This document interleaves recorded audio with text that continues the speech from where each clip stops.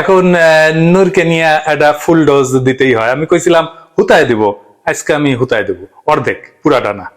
এবং এটা অবশ্যই এখন রাজনৈতিক ভাবে জরুরি হয়ে গেছে। কেন জরুরি হয়েছে সেটা পরে আরো বিস্তারিত কম। নূরদের আন্দোলন বা ওই বিকাশ নূরের কথা একটু একটু আলোচনা করা হয়েছিল আর কি। কিন্তু তাতে তেলে বেগুনে জ্বলে উঠছে আমার বিরুদ্ধে। মাঠে সোশ্যাল মিডিয়াতে নুরা পাগলার পোষা বাহিনী, ঘেউ ঘেউ বাহিনী ঝাঁপায় পড়ছে। আমি অ্যাক্টিভিজম করি, হ্যাঁ, সব ঝুঁকি মাথায় নিয়েই করি। যেখানে জীবনের ঝুঁকিরই পরোয়া করি না, সেখানে আমাদের গালাগালি করার কারণে আমি খেপে গিয়া পাল্টা আক্রমণ শুরু করব বা ভয় পেয়ে থেমে যাব, এতটা রাজনৈতিক বোধহীন এখনো হইতে পারি নাই। এজন্য সরি, এটা মাইনে নিতে হবে, আপনাদের প্লিজ লাগে। যাই হোক, আমি যখন কারো সমালোচনা করি, ক্রিটিক করি, কাউন্টার দিই, সেটা তারা অপছন্দ করি সেই জন্য না, জনগণের প্রতি আমার পূর্ব ঘোষিত রাজনৈতিক অঙ্গীকারের জায়গা থেকে করি। জনগণের প্রতি যে দায় আমাকে আলোড়িত করে, আমার ভিতরে যে গভীর তাগিদ তৈরি হয়, সেটা থেকে করি। এইটা এখন আমার নিয়তি হয়ে গেছে। এখন কি করবেন? এর সাথে আমার ব্যক্তি মানুষ হিসেবে লাভ ক্ষতি, সুনাম দুর্নাম কুনাম, এটার কোনো সম্পর্ক নাই। আশা করি বিষয়টা বুঝতে পারবেন। যাই হোক, এখন নূরকে নিয়ে একটা ফুল ডোজ দিতেই হয়। আমি কইছিলাম হুতায় দিব, আজকে আমি হুতায় দেব, অর্ধেক, পুরাটা না। এবং এটা অবশ্যই এখন রাজনৈতিক ভাবে জরুরি হয়ে গেছে। কেন জরুরি হয়েছে সেটা পরে আরো বিস্তারিত কম। আমার এতদিনের হালকা সমালোচনা অনেকটা প্যারাসিটামলের মতো ছিল। ভাবছিলাম যে এতে নূরের পাগলামি ছেড়ে যাবে, যাই হোক, লাইনে চলে আসবে, যাই হোক, উল্টা আমার বিরুদ্ধে সর্বাত্মক আক্রমণের নাইমা পড়ছে, পুরা বাহিনী নামাইছে, এমনকি হত্যার হুমকিও দিচ্ছে। দেখেন, ফলে এটারে জয় বাংলা করতেই হবে। তাই এখন আমার কড়া অ্যান্টিবায়োটিক ছাড়া এই পাগলামির অসুখ সারানোর কোনো উপায় নাই। দেখেন রাশেদ কেমনে খুব ঝাড়তেছে। বলেন নুরুল আকমর সুলতান মনসুর হয়ে যাবে, বলেন না বন্ধুগণ? বলছে। আমি পিনাকি ভট্টাচার্যের প্রতি সম্মান রেখে, শ্রদ্ধা রেখে বলতে চাই, নুরুল আকমরকে এমপি বানানোর অফার দেওয়া হয়েছিল, নুরুল আকমর সেই অফার লাঠি মেরে ছিটকে ফেলেছে। বিরুদ্ধে গ্রেপ্তারি পরোয়ানা জারি হয়েছে, আমার বিরুদ্ধে গ্রেপ্তারি পরোয়ানা জারি হয়েছে। আমরা নির্বাচনে যাইনি এই কারণে। আপনি কোন তথ্য উপাত্তের ভিত্তিতে একের পর এক আমাদের নিয়ে সমালোচনা করছেন? কি প্রমাণ রয়েছে আপনার কাছে যে আমরা সরকারের কাছে বিক্রি হয়ে গিয়েছি? এই উদীয়মান শক্তিকে ভাঙার যে ষড়যন্ত্র আপনি হাতে নিয়েছেন, সেই ষড়যন্ত্র থেকে আপনাকে দূরে সরে আসতে হবে। আচ্ছা, আমি কি তথ্য প্রমাণ ছাড়া কথা কই? কথা হইলো, আমার শত্রু তো এটা বলে না যে আমি তথ্য প্রমাণ ছাড়া কথা কই। সেই সব তথ্য প্রমাণকে তারা মানে না, তাই আমি গুজব ছড়াই। একই কথা নুরার দলের লোকের মুখে। আমার প্রমাণকে এরা সত্য বলে মনে করে না, তাই মিথ্যাটাই ওদের কাছে সত্য, সেটা অন্য কথা। কিন্তু আমি তথ্য প্রমাণ ছাড়া কথা কই, এটা কিন্তু আমার শত্রুও কইতে পারবে না, কয়ও না। আমার প্রত্যেকটা ভিডিওতে এত লিঙ্ক আর রেফারেন্স শো করার জন্য অনেক দর্শক বিরক্ত হন। কয় দাদা, আপনার কথার মধ্যে এত রেফারেন্স দেওয়ার দরকার নাই। আর এগুলো সত্য কথা, সেটা তো আমরা বুঝতেই পারি, বরং কথার মধ্যে রেফারেন্স ঝিলিক মারলে মনোযোগে বিঘ্ন ঘটায়। কথা সত্য। ওনারা বলেন যে আপনার ন্যারেশনের দিকে, মানে বয়ান তৈরির প্রক্রিয়ার দিকে মনোযোগ ধরে রাখা বেশি জরুরি আমাদের জন্য। আর রাশেদ কইতেছে আমি নাকি তথ্য প্রমাণ ছাড়া কথা কই। হ্যাঁ, আমি তথ্য দিমু, আজকে প্রমাণ দিমু, একদম মন ভইরা দিমু। হ্যাঁ, খারাপ। আমার কাছে নুরার যে পরিমাণে তথ্য আছে, তাতে একটা পূর্ণ দৈর্ঘ্য বাংলা ছবি বানানো যায়। অবশ্য নুরা পাগলা নামে একটা বাংলা ছবি আছে, কিন্তু সেটার চেয়ে আমারটা কম অশ্লীল হবে না। প্রতারণা বিষয়টা অশ্লীল, ধোকাবাজি বিষয়টা ওই ন্যাংটা হইয়া ঘোরাঘুরি করার চাইতেও বেশি অশ্লীল। কিন্তু এত সময় ওরে নিয়ে দেওয়ার সুযোগ নাই, আমার মেলা কাম আছে। যাই হোক, আজকে আরো কিছু তথ্য প্রমাণ দিব। রাশেদ নিজেও জানে যে নূর মেহেদী সাফাদির সাথে বৈঠক করছে, অথচ ওই বৈঠক নিয়ে যখন খবর চাউর হয়েছিল, তখন রাশেদ নিজের মুখে দাবি করছিল এই ছবিগুলো নাকি এডিট করা, এবং তেমন কোনো বৈঠক হয় নাই। এ দেখেন, আপনি নিজে কানেই শুনেন। নুরুল আকমরের বিরুদ্ধে একটি অভিযোগ করা হচ্ছে। এই অভিযোগ সম্পূর্ণভাবে মিথ্যা, ভিত্তিহীন, এবং যে ছবি প্রকাশ করেছে সেই ছবি এডিটেড। এর আগেও এরকম এডিট করা ছবি, এডিট করা স্ক্রিনশট আমরা অনেক দেখেছি। তো রাশেদ মিয়া মিছা কথা বলতে লজ্জা করে না? হ্যাঁ, এটা গ্লানি হয় না? নিজের কানেই শোনেন, নূরের নিজের মুখে। ইন্ডিয়ান সাফাদির সাথে যদি আমার মিটিং হয়েছে, সরকার পতনের, সরকার উৎখাতের ষড়যন্ত্র হয়ে থাকলে হয়েছে, তা তো আপনার। মিটিং এর আগে আসলাম চৌধুরীর প্রসঙ্গ টেনে কথা বলতেছেন তার সাথে, যার মাধ্যমে সাফাদির সাথে তার মিটিং ঠিক হয়েছিল। এটা জানি, যুদ্ধের সাথে মিটিং টিটিং করার পরে তো আবার না, আসলাম ভাই, ওইটা হচ্ছে একটা ইস্যু। একটা মানুষকে ধরতে গেলে তো একটা ইস্যু প্রয়োজন আছে, তাই না? ঠিক, দেখি মিট করলে তাহলে আপনারা জানাই প্রয়োজন। বাট এখানে আর কেউ আছে নাকি অন্য কোনো জায়গায়? আছে, আমাদের লোক আছে, বাট এখন বিষয় হচ্ছে উনিও আমাকে চিনে, কিন্তু আমাদের রেফারেন্সটা দেওয়া যাবে না, বুঝতে পারছেন?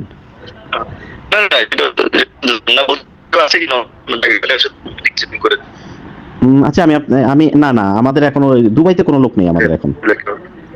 তো ঠিক আছে, দেখা করলে আমাকে জানায়েন ভাই।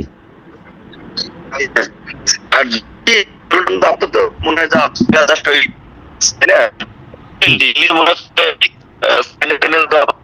মনে হয় হুম কি মনে করতেছেন? আমি তো ভাই বুঝতে পারতেছি না বিএনপির মুখী গতি ভাই।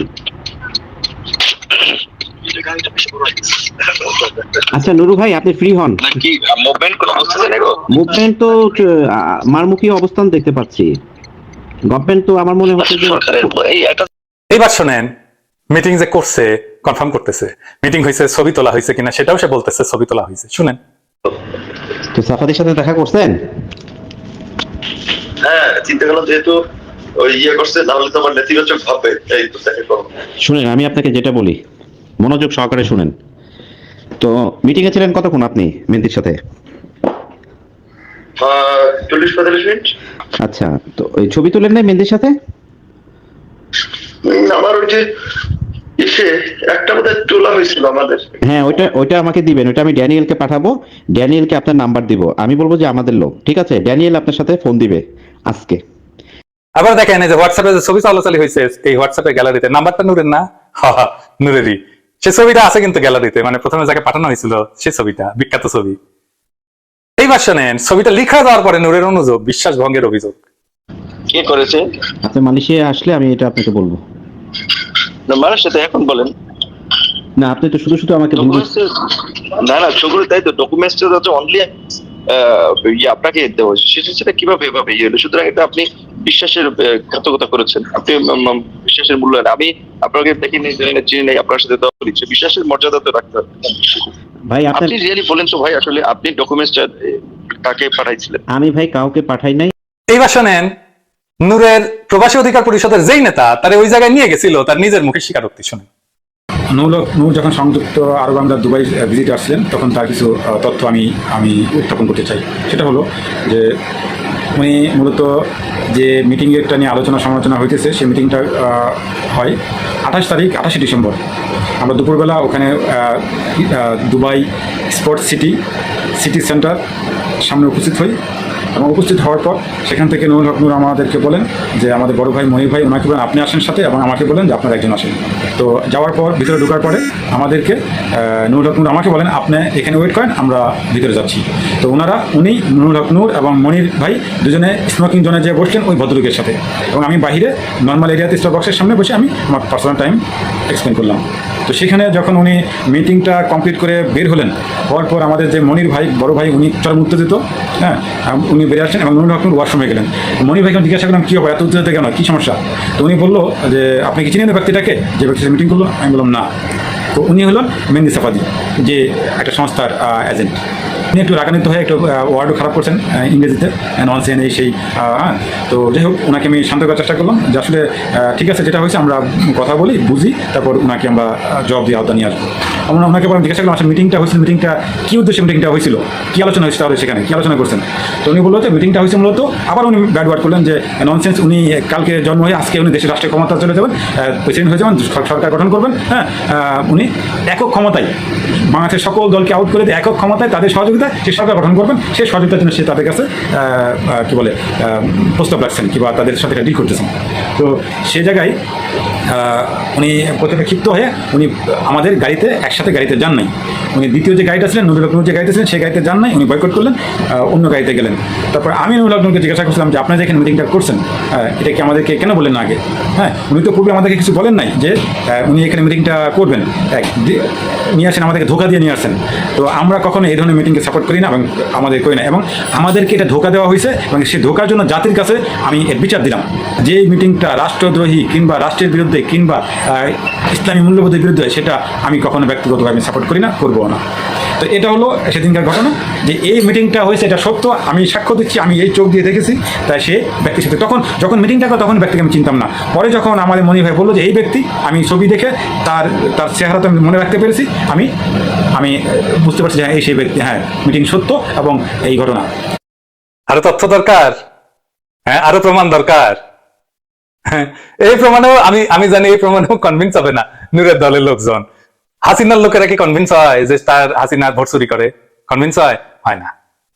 হাসিনার লোকেরা কি কনভিন্স হয় যে হাসিনা ফ্যাসিস্ট? হয় না। মোদির লোকেরা কি কনভিন্স হয় যে মোদি একটা ফ্যাসিস্ট? হয় না। তো আমি যদি আরো তথ্য প্রকাশ করা শুরু করি তো একটা সিনেমাই বানাইতে হবে। তো আমি আরো কিছু তথ্য শেয়ার করতে চাই, সাপ্লিমেন্টারি তথ্য আর কি। হ্যাঁ এটা হয়তো ওর সম্পর্কে যা আছে তার ধরেন 20 ভাগের 1 ভাগ হবে আর কি। আর কিছু প্রমাণ দিই, হ্যাঁ আসেন।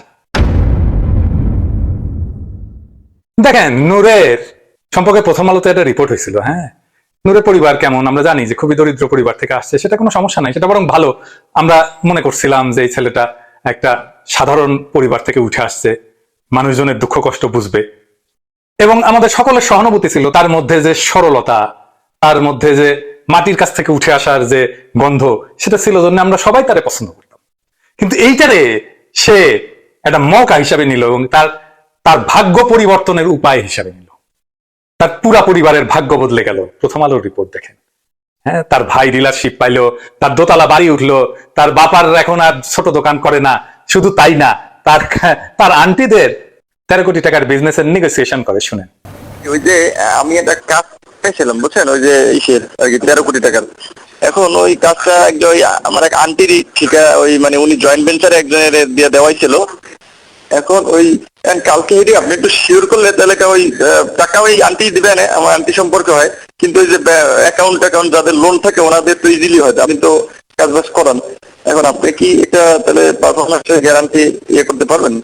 আমি কোন ফার্মের নামে করবো, কি করবো, কে ওখানে হলে ডিটেলস, তাহলে আমি ডিটেলস লই আপনার কাছে। আমার আমার আরেকটা নাম্বার আছে ফোনে, সব বলা যায় না, ওইভাবে হোয়াটসঅ্যাপে কল দিতে পারেন চাইলে। খালি টাকা আর টাকা, বিরোধী দল কইরা বাংলাদেশে এত টাকা রোজগার করা যায়, এইটা নূর প্রথম প্রতিষ্ঠা করে দিল। এবার আসেন নূরের বিরুদ্ধে বলাটা কেন জরুরি। আমার ক্ষুদ্র ভ্রাতার ভগিনীরা কইতে পারেন যে দাদা এত জরুরি রাজনৈতিক বিষয় থাকতে এখন নূরকে নিয়ে এত সময় নষ্ট করতেছেন কেন? সত্য কথা, হক কথা, কিন্তু আমার একটা যুক্তি আছে। এটা আমার নিজের কোনো দরকারে করতেছি না, করতেছি দেশের রাজনৈতিক প্রয়োজনে। অবশ্যই সুলতান মনসুর সিনড্রোম অঙ্কুরেই বিনাশ হওয়া ভালো। সর্বনাশ হওয়ার আগেই যদি ক্ষতি ঠেকানোর সুযোগ থাকে তা না করার কোনো মানে হয় না। নুরুরা এই দেশের মানুষের দীর্ঘদিনের রাজনৈতিক অধিকার আদায়ের আন্দোলনের অর্জনকে, মানে আমাদের এই বিপ্লবকে বৃহৎ বিপ্লবে পরিণত করবে, এটা তো বৈশা থেকে দেখা যায় না, তাই না? এরা ক্ষমতায় গেলে কি করবে তার কিছু নজির কিন্তু আগের ভিডিওতে আপনাদের দেখাইছি। আবারও দেখেন, ও কিন্তু থামে নাই, আবারও দেখেন, হত্যার হুমকি দিছে। নূরের দলের নেতা কিন্তু সে সাধারণ কর্মী না। কিভাবে হিন্দু ঘৃণা ছড়ায়, হিন্দুত্ববাদী ফ্যাসিবাদকে শক্তি যোগায়, তার কিছু নজির দেখেছিলাম, আরবারও দেখেন। কাজেই নুরুর রাজনৈতিক প্রকল্পের নামে ধান্দার দোকানের সবকটা সাদার উদাম করে দেখায় দাও আমার রাজনৈতিক দায়িত্ব। বাংলাদেশের জনগণ ভুল মানুষ এবং আদর্শকে বিশ্বাস কইরা পদে পদে ঠইকা আসছে বহুদিন থেকে। দার্শনিক উম্বার্তো একো একবার বলছিলেন, কোনো কিছু বিশ্বাস না করার চেয়ে ভুল বা মিথ্যা জিনিস বিশ্বাস করা ভয়ানক। আর ফ্যাসিবাদ মিথ্যার উপরে বিশ্বাস উৎপাদন করার একটা অবিরাম প্রক্রিয়া, এটা মাথায় রেখেন। জনগণ যখন সেটা বিশ্বাস করে ফেলে তখনই তাদের উপরে নাইমা আসে ফ্যাসিবাদ। বাংলাদেশের মানুষ প্রগতিশীলতা, মুক্তিযুদ্ধের চেতনা ইত্যাদির নামে কিছু মিথ্যাকে সত্য বলে বিশ্বাস করার ফলে হাসিনার দানবীয় ফ্যাসিবাদ আজ আমাদের উপরে চাইপা বসতে পারছে।